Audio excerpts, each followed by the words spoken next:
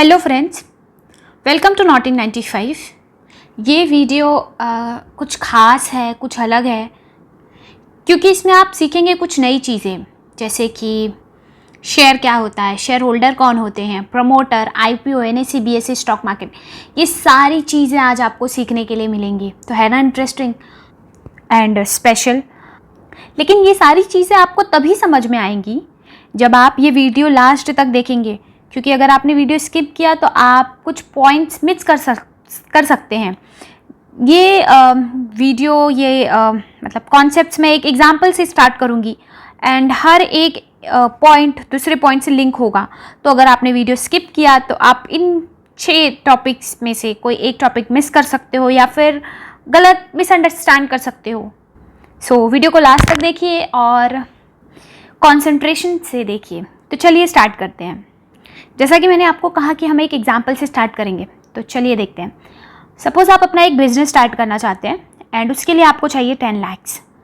अब इतने पैसे तो आपके पास कैश अकाउंट में मतलब नॉर्मली नहीं होगा, अगर आप मिडिल क्लास या फिर लोअर मिडिल क्लास या फिर सैलरीड पर्सन है तो आपको 10 लाख्स की ज़रूरत है। आपने अपनी फैमिली को कहा एंड उन्हें अप्रोच करने की कोशिश की। आपने उनको अपना प्लान बताया कि मुझे अपना बिजनेस स्टार्ट करना है, मुझे 10 लाख्स की ज़रूरत है, सो मुझे सपोर्ट कीजिए। आपकी फैमिली को आपका आइडिया अच्छा लगा, उन्होंने आपको फाइनेंस किया 10 लाख्स देकर एंड अब आपने अपना बिजनेस स्टार्ट कर दिया है। लेकिन इतने से आप सेटिस्फाइड नहीं हैं, आपको सेटिस्फेक्शन नहीं मिली। आप अपने बिजनेस को एक्सपांड करना चाहते हैं। यस, आप अपने बिजनेस को एक्सपांड करना चाहते हैं। आप चाहते हैं कि आपका जो बिजनेस है वो ग्लोबली फेमस हो जाए। आप चाहते हैं कि आपका बिजनेस हर एक कंट्री, हर एक स्टेट में हो एंड आपने प्लानिंग किया और उस प्लानिंग में आपको पता चला कि आपको 100 करोड़ की ज़रूरत पड़ेगी।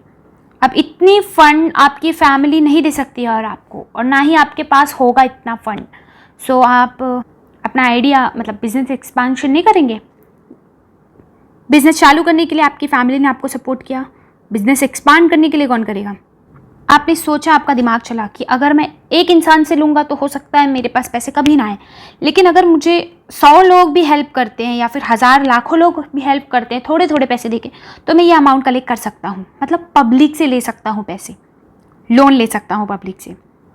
आप पब्लिक के पास गए, उनको आपने अपना आइडिया बताया बिजनेस एक्सपांशन का एंड उनसे कहा कि मुझे लोन प्रोवाइड करिए। लेकिन सोचिए, पब्लिक आपको फ्री में पैसे क्यों देगी? पब्लिक का छोड़िए, आप अपने खुद अपना एग्जांपल लीजिए कि अगर आपके पास कोई आकर कहता है कि मुझे मेरे बिजनेस को एक्सपांड करना है, मुझे पैसे की ज़रूरत है, तो क्या आप उसे पैसे देंगे? नहीं, आप उससे बदले में कुछ एक्सपेक्ट करेंगे। तो वही सेम चीज़ पब्लिक भी आपसे एक्सपेक्ट कर रही है। तो आपने कहा ठीक है, आप मुझे पैसे दीजिए, मैं आपको अपनी कंपनी में ओनर बना दूंगा, मतलब आपको अपनी कंपनी में एक हिस्सा दे दूंगा। यस, आपने कहा कि आप अपनी कंपनी में एक हिस्सा देंगे। इसका क्या मतलब हुआ? क्या आप अपनी कंपनी में कोई पार्ट बेच देंगे? नहीं। एक एग्जांपल, सपोज आपको किसी घर में रहना है, आपके पास घर नहीं है, तो आप रेंट पर घर खरीदते हैं। तो क्या आप उस घर के परमानेंट मालिक बन गए, परमानेंट ओनर बन गए? नहीं, आप उस घर के ओनर तब तक हैं जब तक आप रेंट भर रहे हैं, मतलब आपको रहने का ओनरशिप मिला है वहाँ पे। तो वैसे ये जो बिजनेसमैन है वो पब्लिक को कहेगा कि आप मेरी कंपनी में ओनर बन जाइए, मेरी कंपनी में पैसे लगाकर, मतलब आप मेरी कंपनी में थोड़े से पैसे लगाइए और मेरी कंपनी में ओनर बनने का मौका पाइए। लेकिन आपको पब्लिक को रीज़न बताना होगा कि आप वो पैसे क्यों ले रहे हैं। आप पैसे बिजनेस को एक्सपांड करने के लिए ले रहे हैं एंड पब्लिक से ले रहे हैं, और पब्लिक को आप अपनी कंपनी का हिस्सा दे रहे हैं, मतलब कंपनी में एक ओनरशिप प्रोवाइड कर रहे हैं पब्लिक को। तो ये जो पब्लिक पैसे दे रही है ना, वो शेयर प्राइस दे रही है और आप पब्लिक को शेयर दे रहे हैं, हिस्सा दे रहे हैं। आई होप आपको क्लियर हो रहा है शेयर का मीनिंग क्या है। अगर आप अपने घर में किसी को रहने के लिए जगह देते हैं, मतलब आप अपना घर शेयर कर रहे हैं। तो वैसे ही अगर आप कंपनी में पैसे लगा रहे हैं, मतलब कंपनी अपनी ओनरशिप आपसे शेयर कर रही है।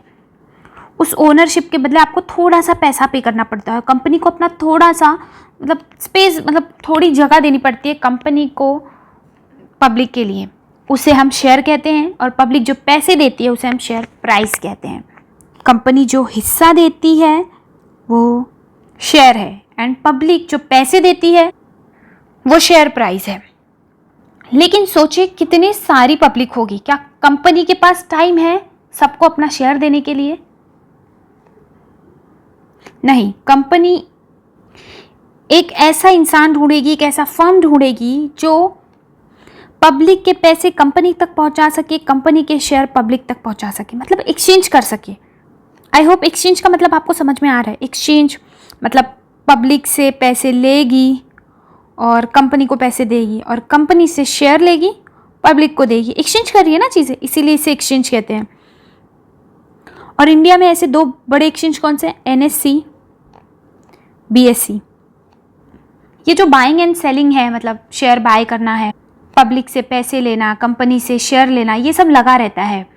लेकिन अगर कंपनी पब्लिक से पहली बार पैसे ले रही है ना अपना बिजनेस एक्सपांड करने के लिए, या फिर पहली बार पब्लिक से बोल रही है कि मेरे कंपनी में इन्वेस्ट करो, तो उसका मतलब ये है कि कंपनी जो है, जो आपका बिजनेस है, वो आपकी कंपनी चाहती है कि मेरी कंपनी जो है वो पब्लिक हो जाए, पब्लिक लिमिटेड हो जाए। मतलब पहले जो आपका बिजनेस था ना वो प्राइवेट लिमिटेड था, लेकिन अगर आप पब्लिक से पैसे लेंगे और उसे एक्सचेंज पर डालेंगे, एक्सचेंज पर डालना मतलब क्या? लिस्ट करना, जिससे लोग आपके shares online buy and sell कर सकें। मतलब NSE BSE पे डालना, सो लोग ऑनलाइन आपके शेयर्स बाय एंड सेल कर सकेंगे।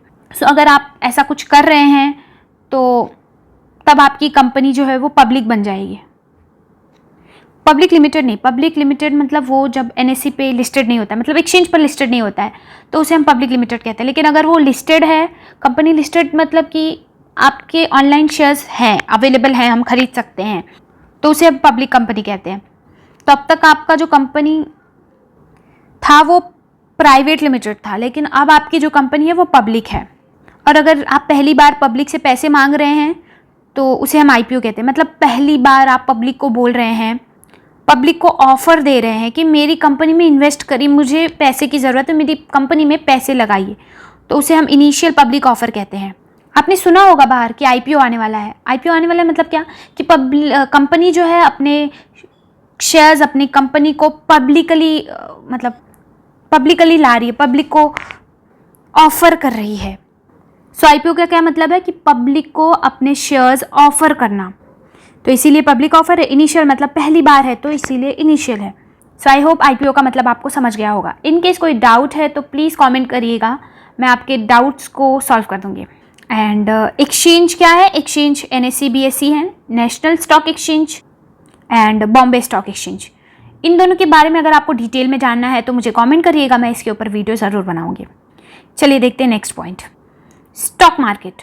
स्टॉक मार्केट वो है जहाँ आप शेयर्स को बाय एंड सेल कर सकते हैं एक्सचेंज के थ्रू। मतलब वो शेयर्स जो एक्सचेंज पर लिस्टेड हैं, एक्सचेंज पर लिस्टेड है मतलब NSE और BSE, ये एक्सचेंज हैं, और इनके एक्सचेंज, इनके इंडेक्स में उन कंपनीज का नाम है।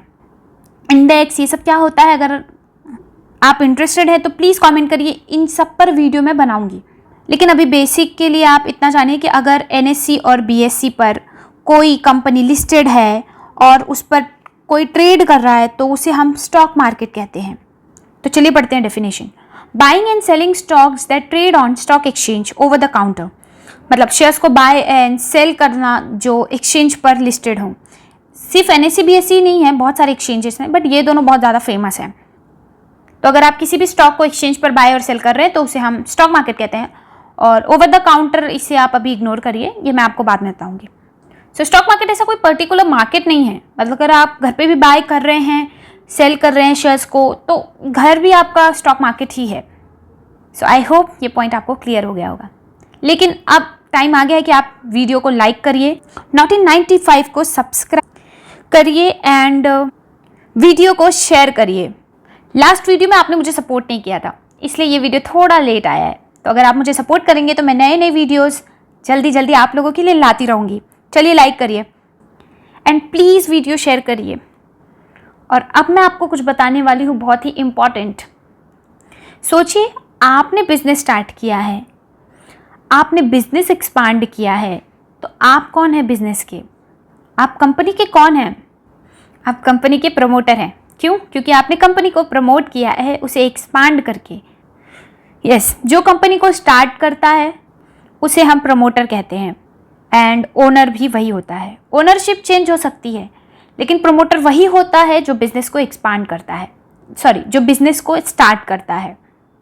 एंड वो जो कंपनी में शेयर खरीदता है, कंपनी को पैसे देता है, वो होते हैं शेयर होल्डर। यस, तो पब्लिक ही वो शेयर होल्डर हैं।